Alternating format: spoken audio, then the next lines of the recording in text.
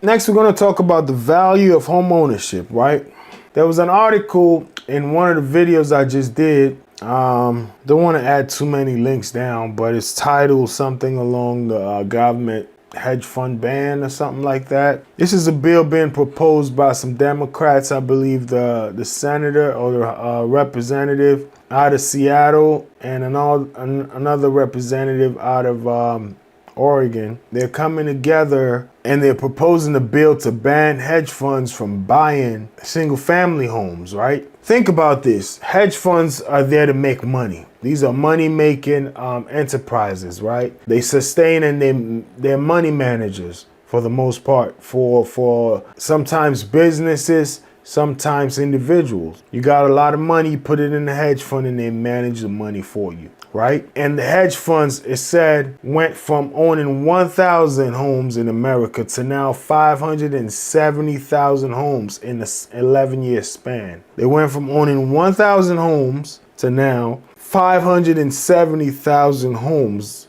hedge funds own. So the value of owning a home, my thing is, ask yourself this. If money managers, people whose job is to make money for their clients, that's how they get paid, they decide to go buy over 500,000 homes, what do they know that's compelling them to buy homes? And you don't want to buy a house? Just think about it.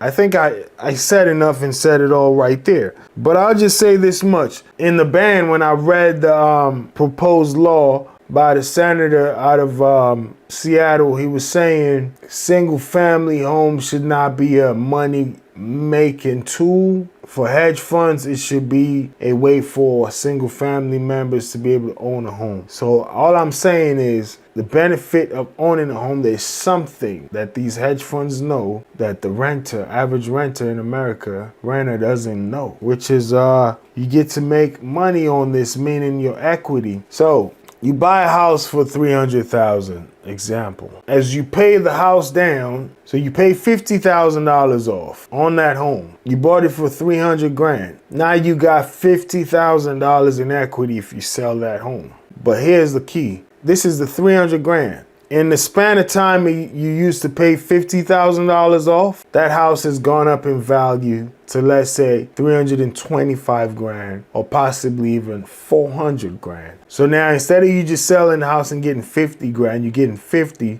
plus another $100,000 plus another 25, depending on how much it appreciated in value by.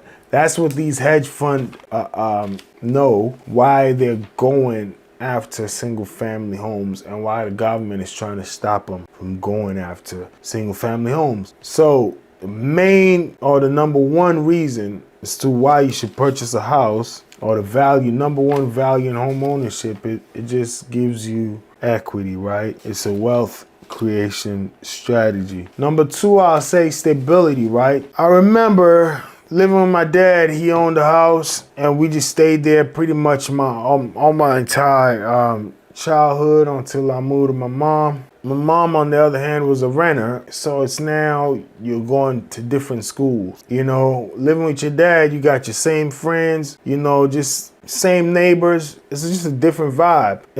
Living with my dad, it's like you got same friends, same neighbors, just a different vibe. With your mom, you change schools. Then right after that, I kind of moved out early in my life. So now I'm renting, right? So now I'm renting, right? And as somebody renting, so it's like after this lease is up, my roommate may not want to re-sign. I may need to go get another roommate. Then you move here and you move there and you move there. Next thing you look around, you're like, wow, I moved all throughout the county. No stability as far as in a community sense. That's just a personal example. But for me, it didn't hurt because I didn't have any kids. I was in my early 20s, so it didn't matter, right? But let's say you're a family person and you got children. That's not conducive for development of a child, you know? How can they build friends? It's always good when your children can build friends. That's the problem about living sometimes in an apartment complex. You form bond as far as you ride a school bus together. You form bonds with these people. Next thing you know, either they their mom is moving out, or your mom is moving out, and now you're not.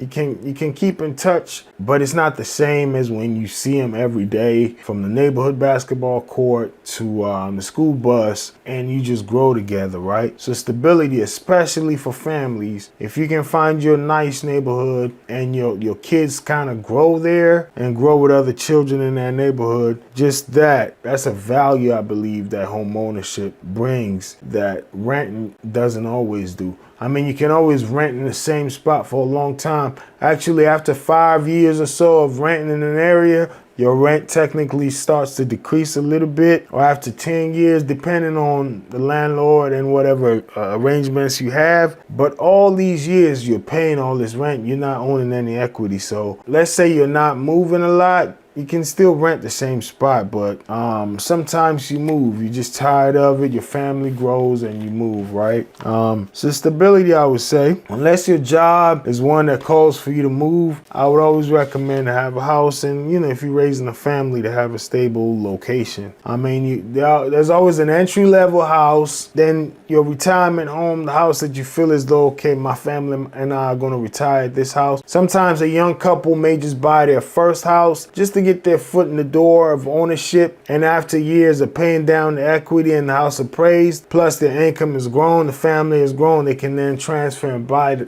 the house of their dreams. I've seen that over and over. Families selling their first house and buying a second, more comfortable, a bigger house, right?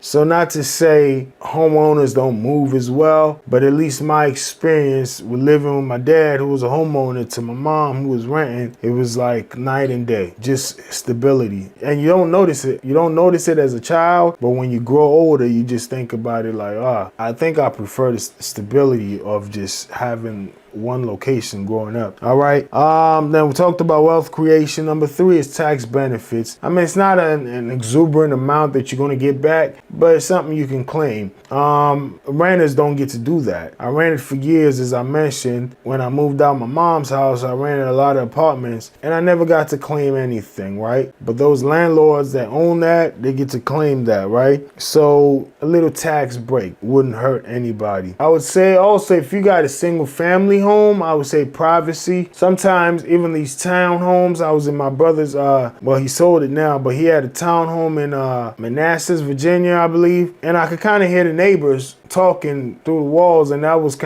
took me back to my apartment days, because, I don't hear my neighbors. Let's just put it like that. So I wouldn't say single family homes. I wouldn't say home ownership means privacy all the time, because sometimes you got a nosy neighbor, right? That's always protruding and looking over your fence, things like that. But depending on where you are, your possibility of getting more privacy is greater when you own your own home, right?